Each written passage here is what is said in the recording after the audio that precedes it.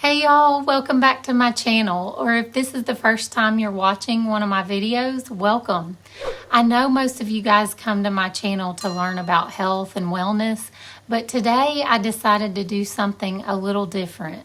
I know I give you bits and pieces of my story as I'm teaching you about whatever topic I'm talking about that day, but many of you probably don't know my whole story and how I got to where I am today.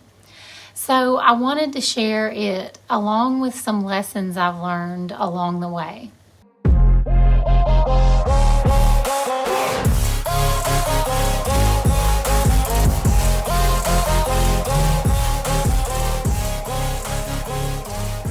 I really think our health journeys start when we are kids. We grow up eating the way our parents, grandparents, friends, and schools teach us to eat. And for most of us, when we are young kids, we don't think anything about how we are eating. We just eat, and however it is just normal to us. So from young ages, we are programmed to eat a certain way, and this causes us to pick up eating patterns and habits, whether healthy or unhealthy. As we get older, the more these habits are practiced, the easier it is for us to stick to them. And at the same time, the harder it is for us to break them. Let me know in the comments if you can think of any eating habit you still have from childhood. So when I was a kid, I never thought eating sweets was a bad thing because they were always in my house.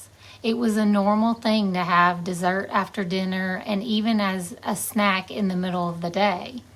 It wasn't until I was a teenager that I started realizing that sugar was not good for me. I would hear of different diets cutting out sugar and carbohydrates, and I would see people in my environment trying to cut down on it. And this is when I realized I love sugar and I should probably try eating less of it. But I wasn't ready. Coming home from school and eating ice cream or cookies was something I looked forward to. I had earned it for going to school, so this was a habit that I reinforced every day after school.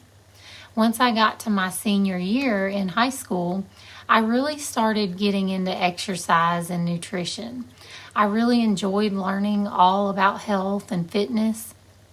So when it came to picking a major in college, I knew that I wanted to pursue something in the health and fitness field. I also started to realize that I had an unhealthy habit to sugar, and I thought if I became a dietitian, nutritionist, or personal trainer that I would learn how to get myself healthy and live a healthy lifestyle. So I went to school for nutrition, and while I was going to college, I even became certified as a personal trainer and worked at my local YMCA coaching others on fitness and nutrition. Here I was, a personal trainer and a coach for others. I was in college studying nutrition. I was exercising and eating healthy food, but I still had one problem. No matter what I tried, I couldn't stop eating sugar. This habit that I had picked up in childhood was still with me, even though I didn't want to do it anymore. In college, I was learning all about nutrition and how food works in the body, and I thought this is what I needed to help me. I told myself, you will get there. Once you learn everything, you will know how to stop eating sugar. Well, my friends, what do you think happened? I graduated college and I started working at a hospital. My addiction continued. It actually was getting worse. I not only wanted sweets after dinner, I woke up craving it and I would eat it all day long. I couldn't go one day without eating it. So I decided I would just start running. I thought if I was a runner, I would burn it all off. So every day I would run either on my treadmill or outside for an hour. This became daunting, especially with a new career. I tried my best to run every day and I did pretty good with it. I would wake up early to run on my treadmill before work.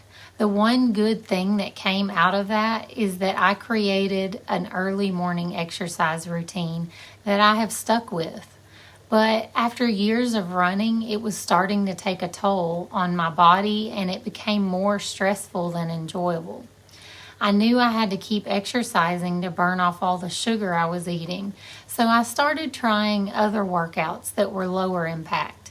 I joined a gym and was doing the elliptical, and when I couldn't get to the gym, I would do some at-home kickboxing or step aerobic workouts. I did this routine for years and was able to keep weight off pretty good. My weight would fluctuate 5 or 10 pounds, but nothing major. Then in 2009, I got pregnant with my son, and I took that as an excuse to eat whatever I wanted. I gained 40 pounds with him, and this was really the first time I ever had to lose a significant amount of weight. I had a friend that had lost a lot of weight doing the South Beach diet, so I thought I would try it. This was the first time I ever tried eating low carb. And when I tell you it was tough, I think it was harder than having a baby. But I did it because I wanted to lose the weight. But not only that, I wanted to finally kick my sugar addiction. I remember sticking with the diet for about 3 months until my husband and I took a trip to Nashville. I told myself I could enjoy the trip and then I would get back on the diet when I got home. And when we came home, I tried to get back on the diet, but I was having sugar cravings again. And this is when I started yo-yo dieting. I would diet for a month or two, lose a bunch of weight, but then feel so deprived that I would go on a binge. I would binge for a month or two, gain weight, and then try to start dieting again. I yo-yo dieted from the age of 28 until I was 34. And most of you know this part of my story. When I was 34, I got pregnant with my daughter. Again, I took it as an excuse to eat whatever I craved. But then I had to take that dreaded glucose tolerance test. I took the 1-hour test and failed it. So they had me come back the next week and take the 3-hour test. I failed that one too. My doctor had to diagnose me with gestational diabetes and called me in a prescription for a blood glucose monitor. She told me I had to keep a food journal and take my blood sugar at least 4 times a day. When I tell you I was devastated, that doesn't even begin to explain how I felt. I couldn't believe I had let my addiction get this out of hand. This was my wake-up call. I decided in that doctor's office that I was finally going to change, and that's what I did. The next day, I started taking my blood sugar. This was a huge eye-opener for me. I finally could see how food was affecting me. I loved having this tool to help me determine what foods my body liked and ones I should eat less often. Well, I ended up having a healthy pregnancy and a healthy baby. Afterwards, I continued to use my monitor to keep a handle on my eating.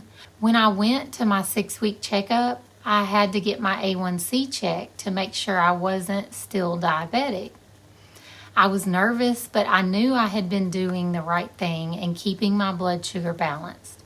My A1C was 4.7, which was awesome and well within normal range. I felt like I had found the key to the kingdom. I finally had a tool to keep me on track. At this point, I had been working in the medical field for 9 years, and I was beginning to realize that our patients were not getting better. Every time I would see them, they would have new issues and their health problems were getting worse. They were gaining weight, exhausted, and always needed more medication or a higher dose. I didn't feel like I was making a difference anymore. As I got healthy and continued to educate myself on holistic health, I started to see how our healthcare system and government were taking the wrong approach. I started to feel like a fraud because I couldn't teach patients the way I wanted to and the way I knew would help them get better. So in 2020, I decided I was going to get certified as a health coach and start my own business. I wanted to help others the way I helped myself. I wanted to do more than manage people's health. I wanted to help them reach optimal health. I felt like I had finally found my calling, and I understand now why I went through all that I did. Because of my struggles, I'm able to help others and really understand what they are going through. I used to ask God, why me? Why do I have to go through this? Now I look at my struggles as a blessing, because without them, I wouldn't be doing what I'm doing now. And that's what I want you to take away from this video. Stop looking at your struggles as a bad thing. Start seeing them as learning opportunities. God is preparing you for your purpose, and you need to learn certain lessons before you can perform them. A lot of times we have the knowledge and education, we just need the experience to really understand how to apply our knowledge. Let me know if any of my story resonated with you today, and give this video a like if it did. And if you think my story could help someone else, please share it. Also, if you are needing help, support, or accountability on your health journey, reach out to me. Leave me a comment. Get in touch with me on my website or through social media. I would love to help you. I will have my website and social media accounts linked in the description of this video. All right, guys, thank you for watching, and I will see you next Monday.